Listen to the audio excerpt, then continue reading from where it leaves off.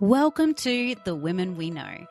I'm your host, Stacey Ferguson, and this podcast is all about real conversations with women in our lives who have stories worth sharing. Not the polished highlight reels, but the real moments, the challenges, the turning points, the courage, the growth, and the wisdom that comes from living a full life. My hope is that somewhere in these conversations, you'll hear something that reminds you that you're not alone and that the women around us are far more extraordinary than we sometimes realise. So wherever you are listening from, settle in, because these are the stories of the women we know.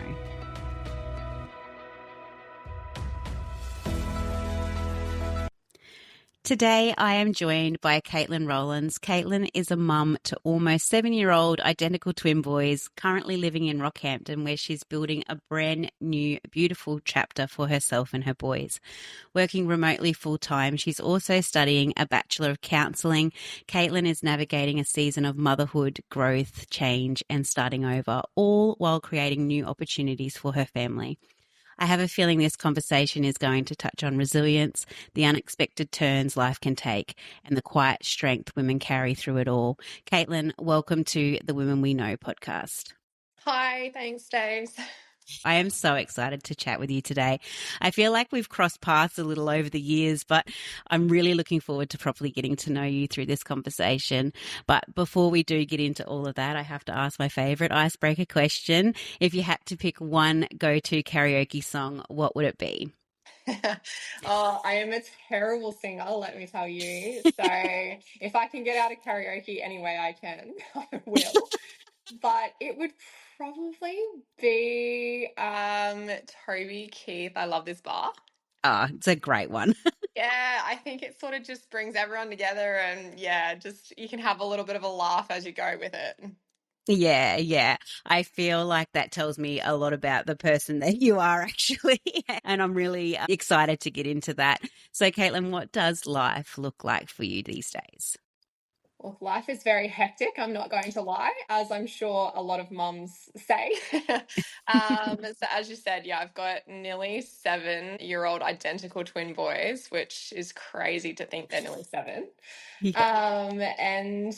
So I'm studying full time, though at the moment I've just put a pause on it for a couple of months, just because everything was just happening at once. Yeah.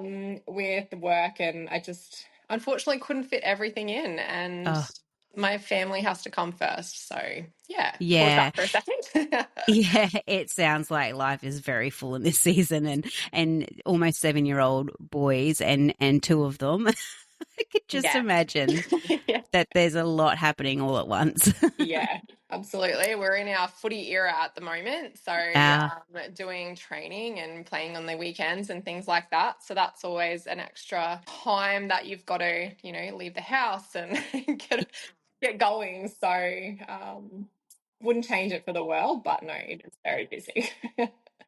I remember that season with my son, and it was a very busy season, but like you said, you wouldn't change it for the world. Yeah, no, absolutely. Yeah. It's very good. Yeah. Caitlin, you now live in Rockhampton after moving from the Central West. How long have you been there now, and what's that move been like for you? Yeah, so I moved from out in Barcaldine, which me leaving was a very big change for me to come down to Rocky.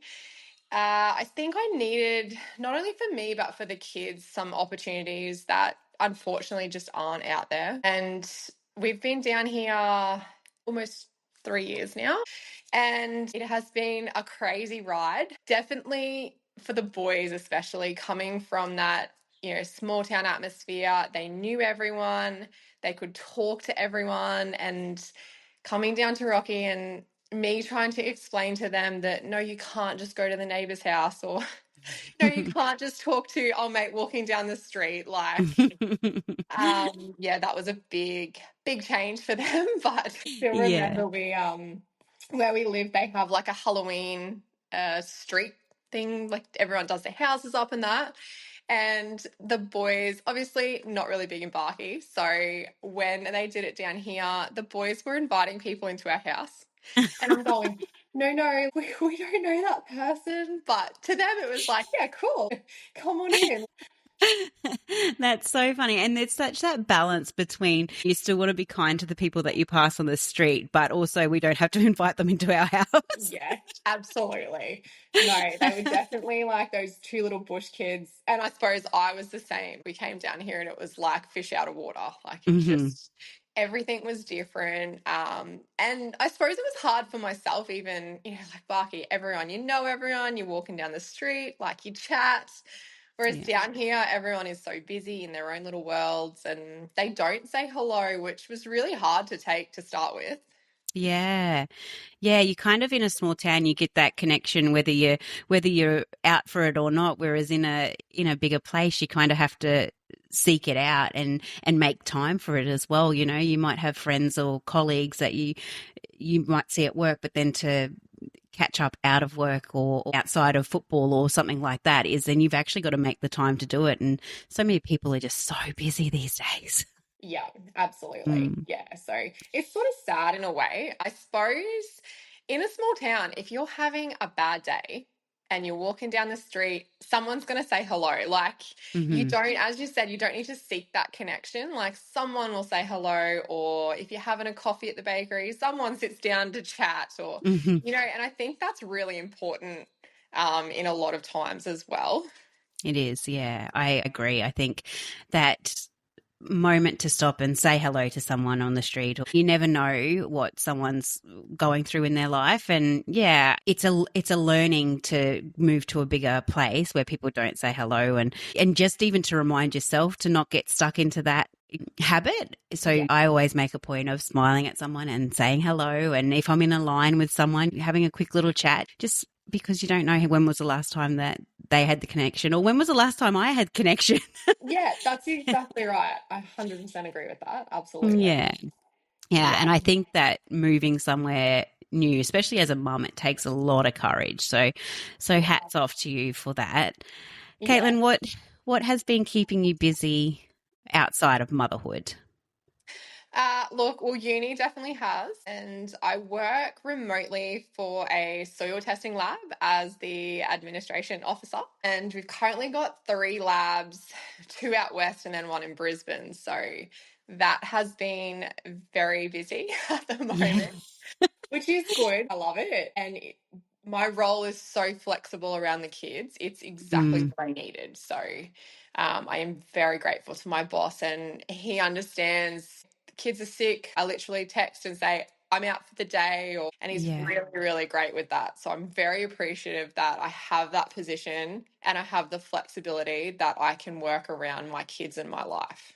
Yeah, how good is that? And I think the opportunity to be able to work remotely is just incredible these days, and to be able to work around our kids. It's just I'm so grateful for that opportunity as well. Where I work at the moment, I'm able to be a bit flexible about being able to work from home when I need to. So I relate to that so much, and how important it is, especially when you're solo parenting. It's it's Yeah. very important to be able to be at home when the kids need you. Absolutely. I think there's a lot on women. You're supposed to be able to work full time and be a mother full time and do Hmm. everything else that life throws at you in the mix as well. So definitely, I take my hat off to any mum that can work full time and do everything around kids. Yeah. What's motherhood been like for you? It's been almost 7 years. It's definitely been a ride. The boys were born preemie at 33 weeks. Luckily, they were quite healthy at 33 weeks, but did have their struggles still. So they were in the NICU for nearly 4 weeks, Yeah. which, amazing. I know there are so many people out there that do such a long stay down there. So we were very appreciative that they were very healthy. So that was sort of a rough start. And then I've motherhood's probably been, look, I love it. I wouldn't change it for the world. I'd go and have like 5 more kids tomorrow if I could. Yeah. And I think I'm sort of one of those people that have always had kids in my life. if I've been, looking after them, or when I left school, I was a governess. So kids to me, I knew I was always going to have kids one way or another. Mm. And I lost my mum when I was 22 weeks pregnant with the boys. And I think learning to become a mother without your mother is one of the craziest times that you can have. And I think emotions wise was crazy to start with. Mm. Like I've really sort of blocked out, even when the boys were those first couple of weeks sort of thing. I really can't remember. And I think that was my like body's trauma response to, Yeah. just block it out. We survived it, we got through it, but we don't need to relive that sort of thing. Yeah. Yeah. I can't imagine trying to carry both of those things at once. It was a very tricky time, very emotional time. And yeah, but no, my boys are amazing. We have our days and our adventures and everything else. But they're amazing. And I think my boy is one of those times that, they say that you get sent things in life that you need them more than they need you, sort of thing. Hmm. I Yeah. think my kids were that for me, Yeah. at that point. I can feel that in the way that you speak. How did you find out that you're having twins, and what was your Oh my goodness. reaction? It was a very big surprise. I was very, very sick from very early on. When it had bloods done, and they were like, yeah, your HCG is through the roof. And I was like, oh, okay. Didn't think anything of it. I knew nothing of it. And then I went for a scan. And the first scan, they said, no, like, we're really sorry. It looks like you're having a miscarriage. And I was like, oh, okay, like, that's fine. I need to go home and deal with that, take that on board. And I actually rang my sister-in-law and said, I'm not sure what to do here. My mum was very sick at this point, so she wasn't really a person that I could ring. So I said, like, I don't know what to do. They've said this, and this. And she said, oh, look, you need to go back to the doctor and get more bloods done. And they said, yeah, no, your HCG is still very high. Well, I went to a different place for a different scan. And I said at the time, my husband, I said, let me just go to this, because if if it is the worst case that they believe, I want to be able to deal with this by myself first, and then we can deal with it together. Mhm. And I walked in and I was laying there, and the lady said, oh, is there twins in the family? And I said, what? She's like, I can definitely see two. And I was like, oh my gosh. I just burst out crying. I was like, oh, talk What about a roller emotional coaster. roller coaster. Yeah. Went from, look, we're not sure if this pregnancy is going to continue, to, oh, hang on a second, there's two. It's Oh my actually God. two. Oh, Oh my goodness. So, I cannot even imagine hearing that news. oh, and then because obviously my husband at the time, he wasn't there. So I went home and he said, oh, so how did you go? And I was like, look, I think you're going to need to sit down. And he's like, oh, is it, bad? And I said, no, but there's two. He was like, I think I need a beer. And I was like, I think I need one too, but that's not happening. So, but no, we're very, very blessed to have the two babies that we did. And yeah, I was very Yeah. sick most of my pregnancy, which was not fun, but No. it is what it is. And yeah, two healthy babies at the end of it. So that's the main. God, I feel like twin mums deserve their own like medal ceremony or something. Like,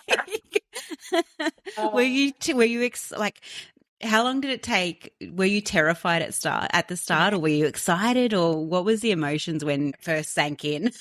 I think it was like a little bit of both. I was like, oh my gosh, how am I going to do this? Like, two babies.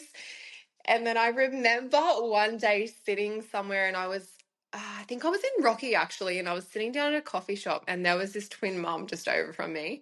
And I was just sitting there and just staring. And I was like, I actually went up later and said, I'm really sorry. I didn't mean to be staring, but I am just in awe of you. And I'm actually pregnant with twins. And she turned around to me and said, everyone will tell you how hard it is. Everyone will tell you all the bad things about twin pregnancy and birth and everything else. She said, I'm going to tell you, it is the most amazing time. Oh, And I was like, and I still oh, like, I know, and I still get goosebumps. And I have no idea who this lady was, but, yeah. Oh, really that is turned my so whole special. thinking around. Yes. Like she changed my whole thinking about everything and I was like, yeah, like it is amazing and people can do this and it'll be Oh, okay. Like, but oh, yeah, no. I love that so much. How special that she was able to tell you that in that moment. Oh, just Yeah, that's beautiful. What yeah, do you think? absolutely. Yeah. What do you think motherhood has taught you about yourself? Oh my goodness. The strength that you don't know you have until you really need it, I think that is a big one. Oh, yeah. And to ask for help when you need it. I think any new mums or mums to be, I think, they really need to know that because when you're in the thick of it, you think you need to do it all yourself and you think you need to be, this superhero and you do hit a brick wall really quickly. So, Mm, I remember a midwife telling me when I was in the hospital that a crying baby is a breathing baby. yeah. So, if you're in the shower and your baby's crying for 5 minutes, they're okay. Like they are Hmm. breathing. Finish the shower, hop out, and they'll be okay. Like, Yeah. and I think that is, yeah, the help that you need is just crazy. Obviously there's lots of times you do it on your own and that, but when you get to a point that you need that help, definitely find It's like, someone to reach out and ask. Yeah. yeah, and it's okay to ask for it. It doesn't mean anything about, you know, the way that you parent or anything like that. It's actually, if anything, it shows more strength because you know that you need to ask for the help and you can show up better when you've got that support. Yeah, absolutely. And, I know a lot of mums say, oh, I get up and clean when the baby's sleeping. If you need to sleep, sleep. The house will Yeah. be there tomorrow or the next day, like, Mhm. or 7 years down the track. It's still a mess, but it's a home and the kids are safe and well and fed and everything else. So there's the washing pile or whatever. It's fine. Yeah. Yeah, it'll still be there tomorrow or like you said in Absolutely. 7 years and it never ends. No, that's exactly right. I think it gets more and more as they get older. And as much as you think you can catch up on it, you know it's Really one of don't. those things that just keeps going, right? Absolutely. Yeah. Yeah, I think that kids really reveal strengths in us that we didn't even know existed. I think that our true strength just comes through when we have kids. Yeah, Yeah. absolutely. Caitlin, talking to you, I feel like you sound quite grounded, but has life always felt that way for you? Or has there been a season in your life that really changed you? Oh, there absolutely has, Stace. Yeah. So when my mum got sick, it was just, a really rough time. So she was actually caring for her mum and dad. My granddad had dementia and my nan had cancer. And I still remember the phone call like it was yesterday. And she thought that she'd hurt her shoulder lifting my nan. And I remember being down here and with her and I'm saying, are you sure, Mum? Like, and she's going, yeah. And she went to, physio and massage and all this other stuff. And then she started to get like restless leg and she was just walking all night and couldn't sleep. And I was like, oh, something just didn't feel right. But there was nothing at that point that really pointed to anything else. And then one day she woke up and her whole left side was paralyzed and Mm, she couldn't move it. And it was, yeah. And she went into a doctor and they sort of did an MRI and stuff. And And then I was sitting with her and the doctor rang us, would have been the day after the MRI, and said, "Are you with your mum?" And I said, "Yeah, yeah." And she said, "You need to get her to the emergency department now." And I was like, "Oh, okay." And the doctor said, "Look, she's got lesions on her spine and spinal cord." And we were like, "Oh, it didn't mean anything to me." And when we got up into the emergency department, they did a spinal tap to get spinal fluid and all of these major tests. And then it come back that she had neuromyelitis optica, so NMO. And it is this extremely, extremely rare disease that it eats away the myelin, which covers all your nerves and your spinal cord. So it starts, like wherever a lesion starts, and it just eats away. And that's why she was paralyzed in one side. And like, to get this news, it was crazy. At that point in my life, I was at that point engaged, trying to plan a wedding. Like, Yeah. my life it was cruising, we were all so excited and everything was happening. And then this, and it just tore my world to pieces. Yeah. Um, I still remember there was one doctor that was very truthful with us, me and my brother especially, because mum went into rehab and she got her movement back in her left side, and we were looking like she was coming home, and we were like, "Oh, this is amazing, like, great. She's over this. This was a Yeah. rough patch and here we go," sort of thing. And then the disease works, like then there's another lesion, and it all happens again. And eventually she was a quadriplegic and had to have a trachea in for her breathing and to be able to clear her lungs and everything as well. Because and I suppose you don't really think, but a quadriplegic can't cough like us to clear their lungs and things like that. Yeah. Like, it's the little things as well that you just don't even think of in that moment, like before that moment, sorry. Mm. And as I said, like, there was this one doctor and he sat us down in the Rocky ICU and he said, "It's not going to get better from this point. It's going to get worse and this will kill her."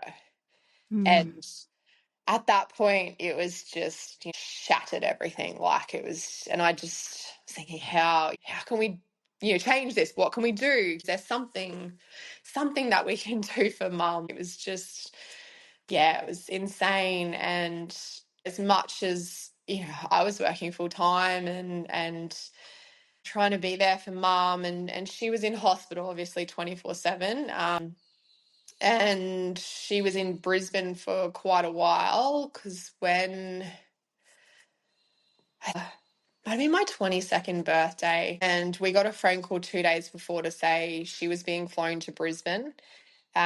She was on life support and was going to be put in Brisbane ICU. And we sort of needed to get down there ASAP. So we drove down and got down there, and she was, on a ventilator in ICU in Brisbane. And Mm. it was like a smack in the face reality of tomorrow is never guaranteed. Yeah. Um, and I think, like, we all go along and we get so busy in life, and you think, "Oh, I'll give them a call tomorrow," or "I'll Mm-hmm. do that." Well, they might not have that tomorrow. Like, it was literally, mum was great one day, full of life, the next day in hospital, and she never come home. Like, it was, yeah.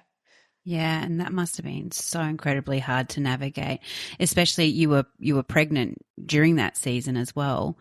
Yeah. Uh, Yeah. yeah, and being sick, being unwell yourself with the twins. I cannot imagine how hard that was to navigate that time. Caitlin, I had the pleasure of knowing your mum, Yeah. and I still see her smiling face or hear her laugh. Like, when I Yeah. think of her, as soon as someone says her name, I can just see her, like, Yeah. that big laugh that she had. Tell me about her from your perspective. What kind of woman was she? Oh. Stacey, she was amazing. She was a teacher and she had taught all over the Central West, as you're aware. She was in Aramac and Jericho and Barkey and everywhere in between. She loved kids, loved teaching, the education system. Her kids, as in myself and my brother, were her world. Mm-hmm.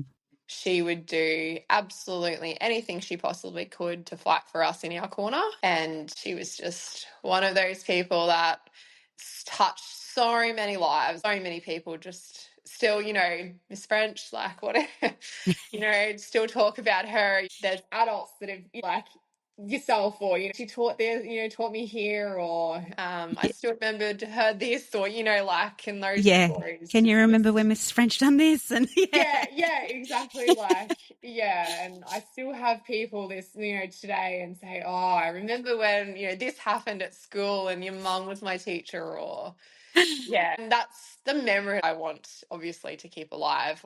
It's very hard because she was sick for about a year and a half, and it's very hard not to go back to those moments. But I was very conscious of, I didn't take many photos of her when she was really unwell because I didn't want those memories. Like, I don't want to remember her lying in the bed and I still remember the day I told her that I was pregnant with twins, and there was a movie that had just come out or was at the movies, and it was called Instant Family. And I remember walking into her and saying, we've got some news. And at that point, she had a trachea, and so she wasn't able to talk. She would just mouth. And I said, oh, there's a movie we're going to see, and it's called Instant Family. And she's like, oh. And I said, oh, and by the way, we're having an instant family where I'm pregnant with twins. And I still remember she was crying and I was crying, and it was just it was, I don't know, one of those moments, like that core memory that I will keep. But it's that, like, that middle of, she was crying because she knew she wasn't going to be here, but she's also crying because she was so happy for me. Like, it was just that really hard moment that we both knew at some point that she wouldn't be here. And my brother and sister-in-law were actually pregnant at the same time as me. They had their little girl 6 weeks before I had my boys. So it was sort of like there was 3 babies coming, and I just kept saying to my brother, I wonder if she'll hold out, like, until she knows that the boy, everyone's safely here. The babies are here and she knows that we're all okay. But no, unfortunately she didn't. But we knew she was getting towards the end, and it was very obvious because eventually what it does, like the disease sort of eats it away until it gets to your brain, and then and that's when you pass those sort of things. So a very cruel disease, as there are lots of, but it's just thinking back now, like that, the time in my life has just been insane. I ended up, because Mum was so unwell when she was in ICU, and we didn't think that she'd make it out of the ICU at all. My fiance at the time, we made the decision that we would get married in the ICU in Brisbane with Mum, and it was just my brother and sister-in-law and nephews and my mum, and then his family as well. Like, it was it was one of the really special days. Like, it's it's sort of that it's a very tough time. And obviously, as you said, I'm a solo parent now, so that marriage didn't work out. But looking back, what we endured together was, not many marriages would be able to last what we had to deal with in the first couple of years of marriage. So, yeah. Yeah. How special that you got to experience that in front of your mum, though, in the Yeah. ICU, and have her there, part of that memory. And although she didn't hold out for the children to be there, I can feel her presence in the way that you speak about her, and I can just hear how much love there is there. And I love hearing about her through your lens. She really was an incredible person. Do Yeah. you think that losing your mum has changed the way that you look at life now? Oh, absolutely. I live every day like it is. Like, if I want to experience something or do something, I would experience something with my kids, I just do it. I don't Mm. second guess anymore because tomorrow is not guaranteed. And I think I'm so grateful for the time I did have with my mum. But I know there's so many things that she wanted to do as well in her life that I think, you know what, I'm not even second guessing. I'm just going to do it. Yeah. Yeah. Takes a lot of bravery to do that, though, you know? Yeah, absolutely, absolutely. And don't get me wrong, there's sometimes that I'm like, oh no, it's okay. Like I'll leave that. But I definitely live life to the fullest, and it's definitely changed my perspective on life and what can happen in a heartbeat. And yeah. Yeah. You mentioned starting over when you moved from out west down to Rocky. What does starting over look like for you now? Like, you've been down there for a little over 2 years now. So what does Yeah. that look like for you? Yeah, so when I come down here, I sort of gave myself what do you say? Like, I'd been on my own 2 years when we come down here, and I sort of said to myself that it was my time to be able to live as well. Like, obviously my kids are my world and center of, but I had to do something for myself, and I actually started dating when I got down here. And oh my goodness. Dating in this day and age as a mum and someone who had, I suppose, ethics and morals and plan in life that I wanted to get to, it was an experience. It was crazy. There was, yeah, a few things that I was just like, oh my goodness, like, where am I? Like, what am I doing to myself? But, um, yeah, it's just crazy. I think that was one of my things that I just had to do it for myself to, I suppose, get me back a little bit. I think we all get lost in motherhood and there's no, know,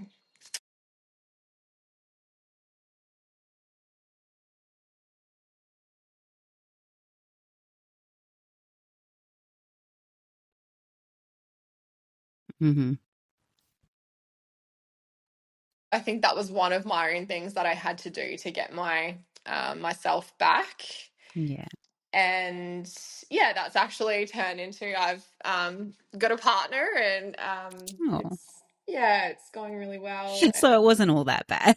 Oh, you it wasn't all that know? bad at the end. No, there was a few doozies that I was like, oh my goodness, I'm giving up and never doing this again. But, You had to weed um, out the weirdos. oh, absolutely. And there's a lot of them in this day and age. But yeah, no, it's life's going good. Yeah, it's weird. It was my mum's anniversary the other day, and I took some time to myself and just sat there, and it's that weird, like, that grief comes through in different ways, but I just sat there and I was like, oh, I really wish I could ring you right now, Mum, or see you and, just tell you, like, I got here. Like, I'm Mm. happy. My kids are healthy. I'm healthy. I've got a great partner. Life's going good. And I think to sit back and be able to say, through all that turbulence and everything else, we got there. Like, Yeah. I'm doing okay. Oh, that I almost don't have words. It sounds like you are quite a resilient person, Caitlin. Do you think that you've always been resilient, or do you think that everything that you've been through in life that it's taught you how to be resilient? Yeah, I think a little bit of resilience has always been there. Mm. And for anyone that knew my mum, she was a very strong-willed, strong lady, that didn't let anything get her down. So I think that was definitely, I got got some of that from mum. I'm sure some people would describe it as stubborn, but we'll go resilience. Yeah. It's Um, resilience all the way. Absolutely. But no, I think unfortunately the things in life just, yeah, grow that resilience as you go along. And Mm. yeah, yeah. Yeah. And what do you reckon has kind of helped you through the hard seasons? Like everything that you've gone through, what do you think has helped you the most?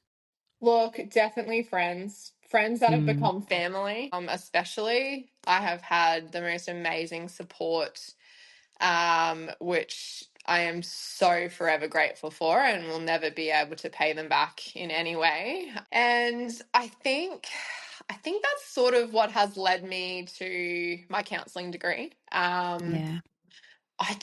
I want to, there's a lot of times I've spoken to counsellors or people, and they've just come across that they have no life experience.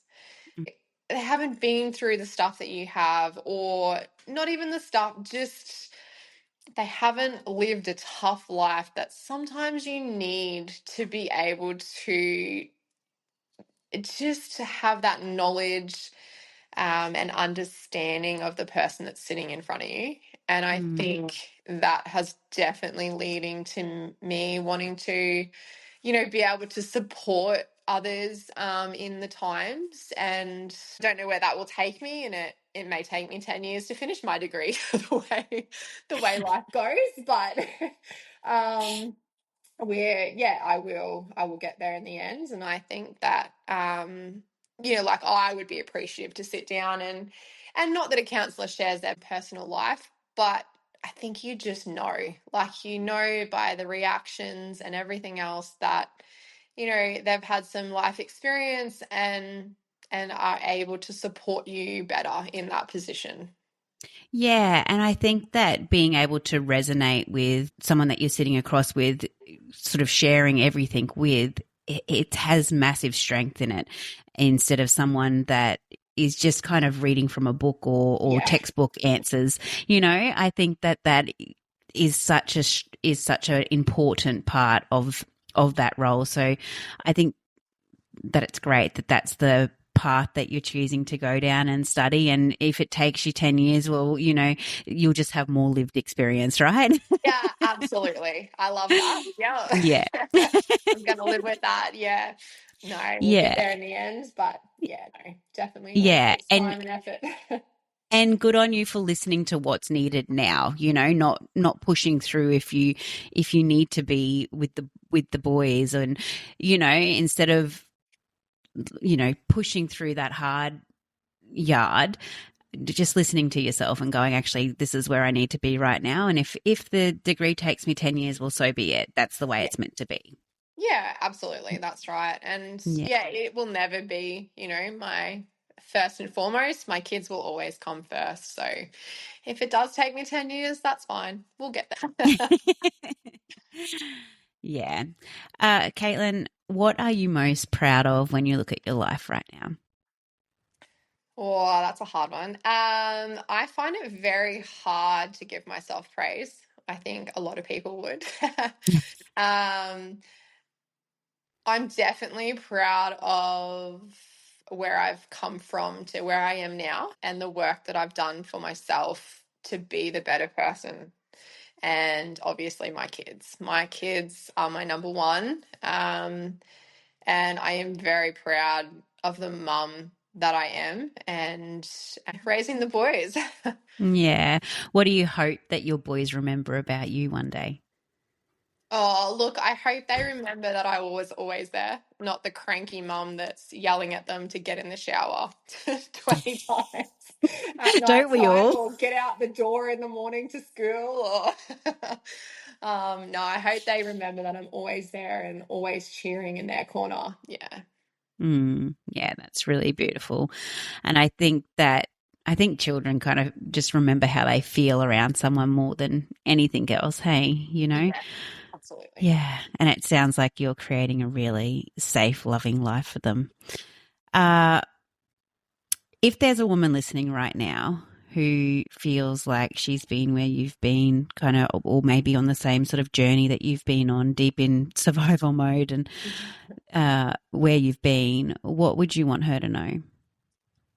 Look, I think, that survival mode, as you're saying, or that fight or flight reflex that we all have in our life, I think once you're in the trenches, you think it's never going to end, but it does. And that light at that end of that tunnel does eventually come. It may take years and it may take a lot of hard work and a lot of tears, but it does get better and it will get better. Such an important reminder. I think a lot of women need to hear that. Absolutely. Yeah.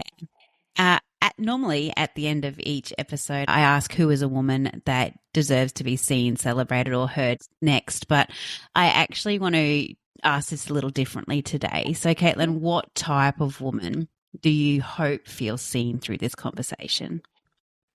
Look, I think any woman, any mum, any resilient woman who is out there that's in the trenches, I hope they get something out of it. And I hope that it does let them on that hard day just know that it will get better. Yeah, I love that. Caitlin, thank you so much for being here today and for sharing so openly the way that you've spoken about motherhood and grief and rebuilding and resilience and continuing to move forward through life's hard seasons. There's something incredibly moving in all of that.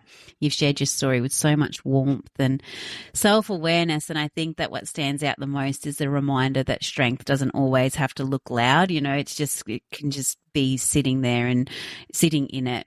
And sometimes it's not getting up every day. It is just, loving your kids fiercely and starting over and continuing on and finding your own way through. And I feel really, really grateful that we got to have this conversation today. There's just this strength about you and the way that you carry life. And I know this episode will stay with people long after they finish listening. So thank you again so much for being here, Caitlin.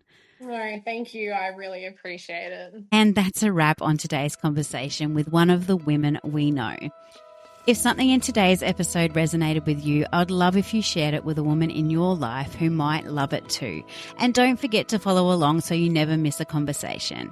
And if there's a woman in your life that you know has a story worth sharing, I would love for you to nominate her at the Women We Know on Instagram or Facebook.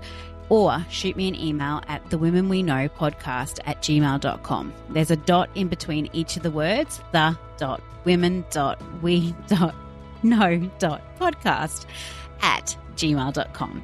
Thank you for listening and being part of this community that celebrates her story, her resilience, her honesty, her triumph, her challenges, her life.